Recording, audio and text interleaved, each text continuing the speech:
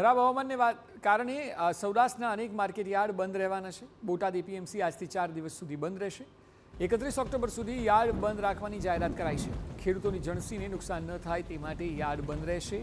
રાજકોટ, અમદાવાદ, સુરેન્દ્રનગર, અમરેલી સહિતના જિલ્લામાંથી ખેડૂતો પોતાની જણસ લઈને બોટાદ આવે છે અને હવે માર્કેટિંગ યાર્ડ કારણ કે વરસાદી સ્થિતિ છે 31 તારીખ સુધી રહેવાની છે અને તેને લીધે માર્કેટ યાર્ડ બંધ કરવાનો નિર્ણય પણ લેવામાં આવ્યો છે। આ તરફ ભાવનગર માર્કેટ યાર્ડમાં પણ જણસીની આવક ઉપર પ્રતિબંધ છે। મગફળી, કપાસ, તલ, ઘઉં સહિતની જણસી પર પ્રતિબંધ મુકાયો છે। રાજકોટના બેડી માર્કેટ યાર્ડમાં મગફળી, સોયાબીન અને અડદની આવક બંધ થઈ છે। અન્ય જણસીની હરાજી રાબેતા મુજબ ચાલુ રહેશે। મગફળી, સોયાબીન અને અડદના પાકનો નિકાલ થયા બાદ ફરી ખેડૂતો પાસે જણસ મંડાવાશે। ખેડૂતોનો પાક પલળે નહીં તે માટે આ નિર્ણય લેવામાં આવ્યો છે।